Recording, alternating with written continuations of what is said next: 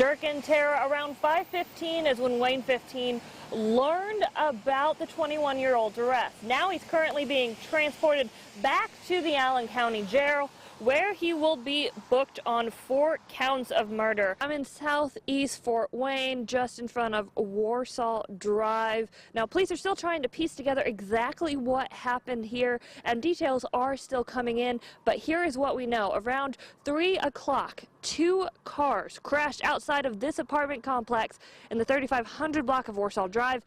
Dirk and Tara, I'm currently standing on Bass Road, just above I-69, and unlike at the 5 o'clock, the snow is here, and there is no doubt that it doesn't seem like it's going to stop anytime soon.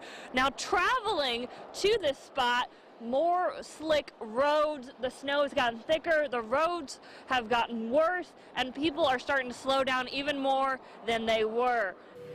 Tara, I got a little wet because of the rain, and it was pretty cold towards the end, but it was definitely worth it, and it was one for the history books.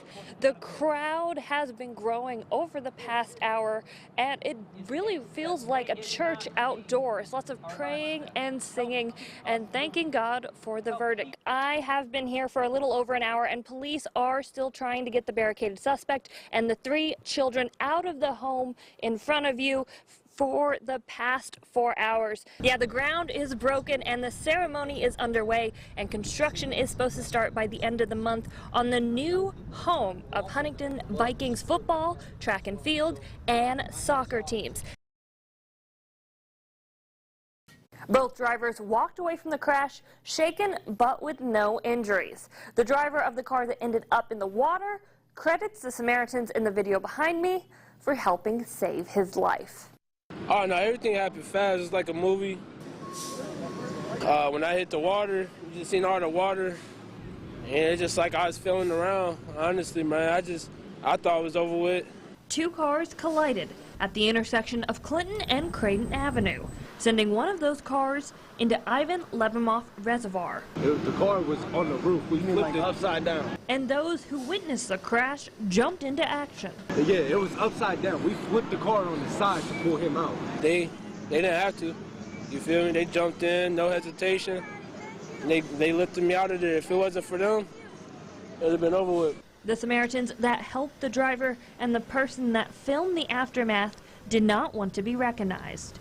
But they were grateful for the, quote, miracle, saying everyone came together to help. At the end of the day, you just got to step up and help out. But I mean, shit, God gave me a second chance, and that's all I could think about.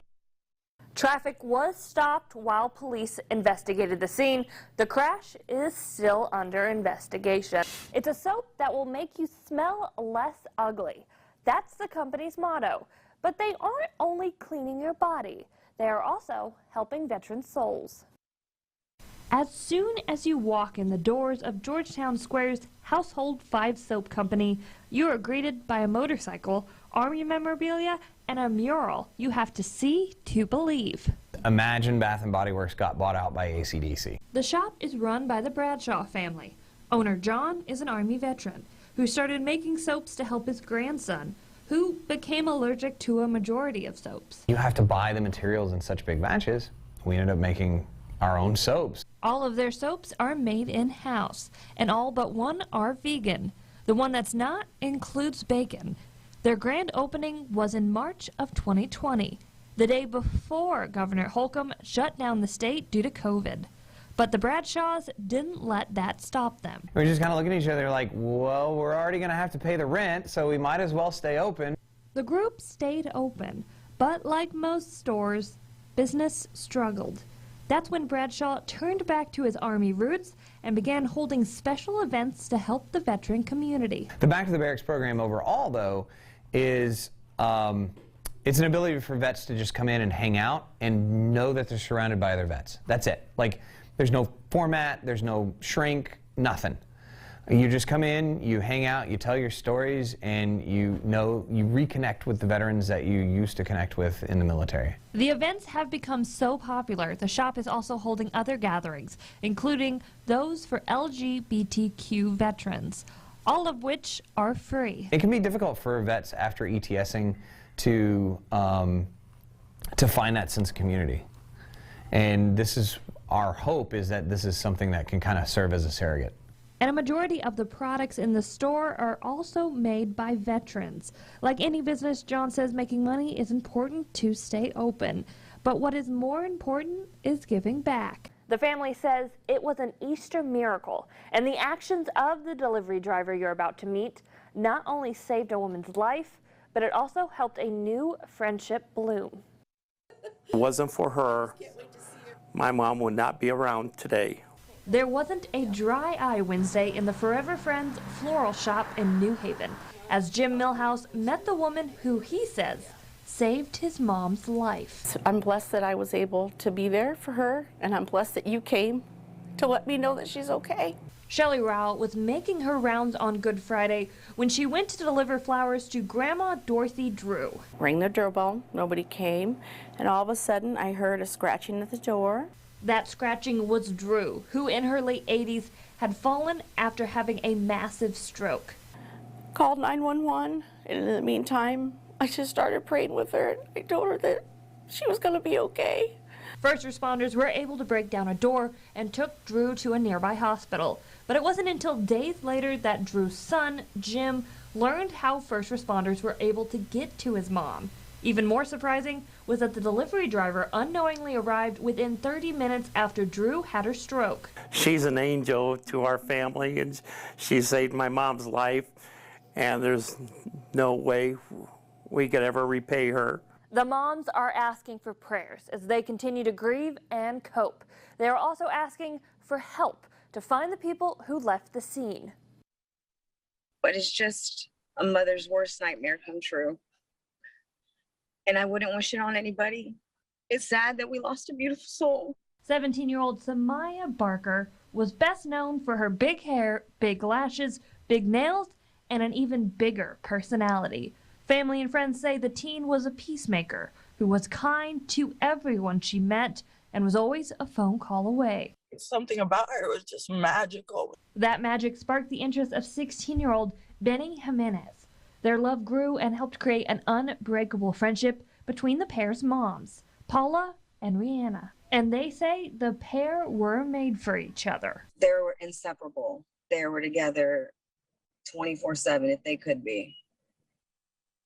If they had to not be together, they were on FaceTime together. Yes, they fell asleep on FaceTime together. So it was no surprise the pair were together, celebrating a friend's birthday. Earlier Sunday morning, the pair were together with friends headed home when the car they were riding in was hit by a truck at the Lafayette, McKinney, and Clinton intersection. Samaya died at the scene. Benny and the other two passengers were taken to a local hospital. Benny is still recovering from surgery and has no memories of the crash or that Samaya's gone. It's so heartbreaking. I'm hurting for my son. Witnesses say 2 people left the scene of the crash. Both moms say they want justice for their kids. To me right now, it was an accident. And I think maybe they are scared or nervous or, whatever. But everybody, our families need answers, and their families are going to need time to deal with the consequences. It's not right what they did. Wrong is wrong. Own up to what you did. The group of around 30 had different backgrounds and were from different places. But by the end of the training, they had a new perspective. Have a conversation with you if you can. It opened up my eyes and my thoughts, some of the concerns that I had, some of the doubts that I had. I have been changed in a way because of today's experience. It can be an eye-opening experience, finding out firsthand what police officers face while on duty. During several role-playing scenarios, students and administrators from Purdue University Fort Wayne and Fort Wayne Community Schools were placed in officers' shoes, deciding whether or not to use force that could be deadly. It's freezing. It's freezing. It gives people an upfront perspective, and it gives them real time on what we go through, because the scenarios we put them through are actual scenarios that our officers have been through. The scenarios were part of a class given by the Fort Wayne Police Department. Classes are held several times over the year. On Friday, students were asked to make traffic stops, de-escalate a situation, and were witnesses to a fight where a man pulled a gun. Fort Wayne United partnered with the police department to help educate young adults and create an open dialogue. And with the recent police shootings making headlines across the nation, both believe today was an important step for the community to come together. We can build bridges between police officers and students and young men. We think that's a win for our city. There was no raining on Clarence's parade. I remember when I thought people 40 years old were ancient. Now it'd be nice to be 40. Surrounded by his wife of 75 years, Clarence Hall celebrated his 100th birthday on his front porch, watching friends, family, and the community as they drove by with signs, balloons, cheers, and waves. Having a good birthday? Yes, I am. I'm his ear. Having a great one. With his birthday centennial, Hall is the oldest veteran in DeKalb County, having served as a soldier in World War II. He's a gem of the county, and we want to make sure we treat him as such. The DeKalb County Sheriff led the parade of more than 50 cars through Spencerville and then stopped in front of Hall's home to present him with a blanket and a salute.